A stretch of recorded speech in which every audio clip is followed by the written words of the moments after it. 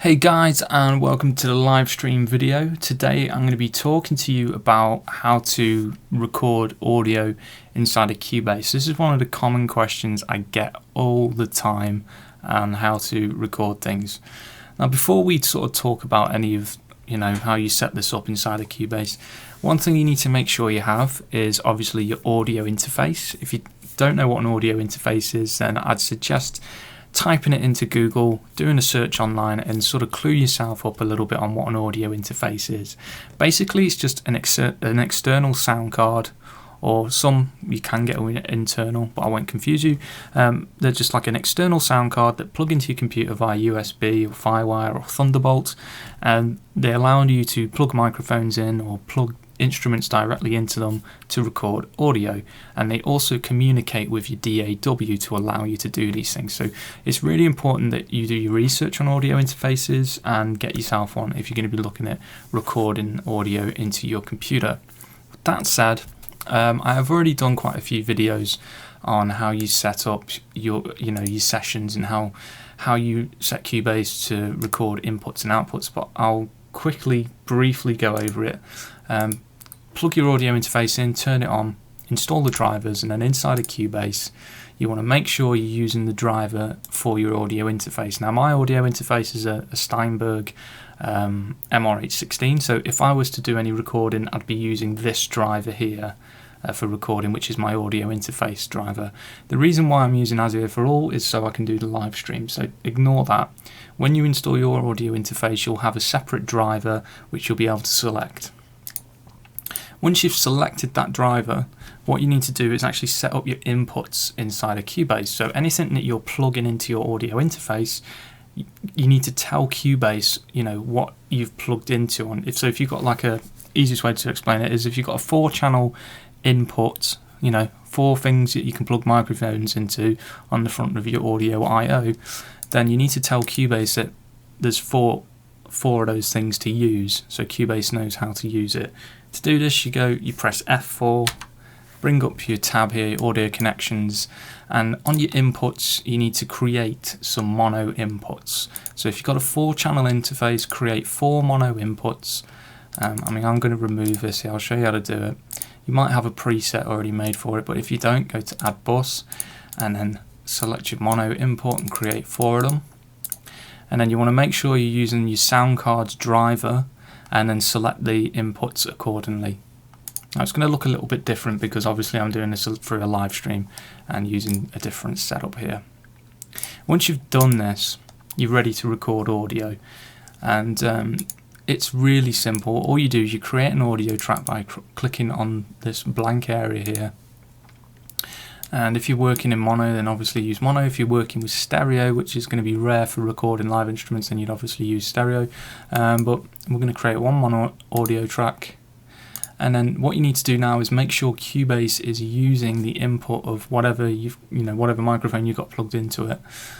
So you need to go to your drop-down menu here in the track inspector and select the input. So if microphone is on input 1, select input 1. If your guitar's on input 2 and you want to record your guitar, select input 2, and so on and so forth. It's as simple as that. To check if you've got a signal coming through, you can click the monitor button, but bear in mind if you've got a microphone in the same room as your speakers and you've got your speakers turned up pretty loud, it's probably best that you don't click that button because you're going to get a lot of feedback which will hurt your ears. But the easiest way to check is just turn your speakers down, arm this and tap your microphone, scratch it and see if you've got an input signal coming in, and then you'll know that you'll be able to record something. When you actually do the recording, you need to make sure that you've got record enable armed and monitoring obviously so you can hear whoever. So if you've got a singer in your studio and they want to hear themselves, then you click on the monitor button so they get some signal coming through to the headphones and your speakers. But it's important that you have the record enabled to record any audio when you press record down here, the big button. And what you'll find is that as you're playing stuff in, you'll see a waveform being drawn in real time.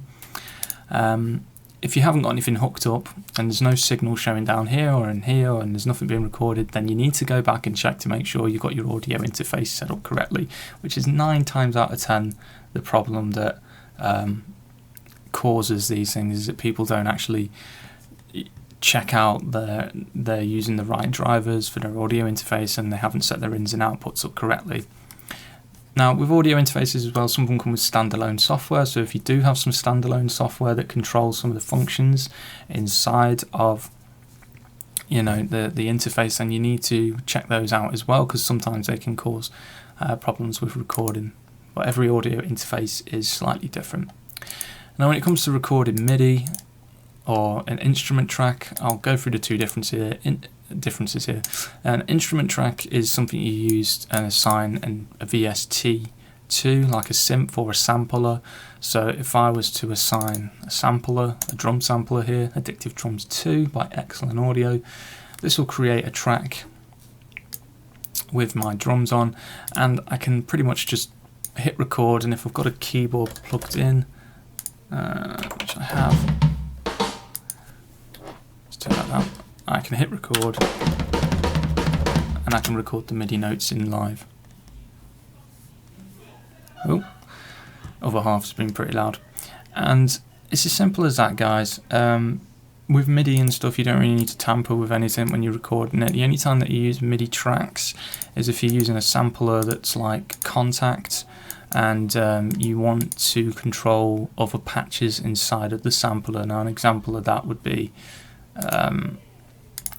let me just create a new track here, it'd be much easier. So if we create Contact, and then we have like a patch here, and a patch here. God damn, they're loud. You can create MIDI tracks to control the different things. So I could create a MIDI track to control this patch here by just assigning it to it. And this one by default, the instrument track will control this as well. So in a nutshell, guys, it's as simple as that when it comes to recording audio inside of Cubase. If you find you're having any troubles, then obviously leave a comment in the box below. The best bet is to actually go to the Steinberg forum and ask some of the people on there, or email Steinberg directly if you're still having troubles. Thanks for watching, see you in the next stream.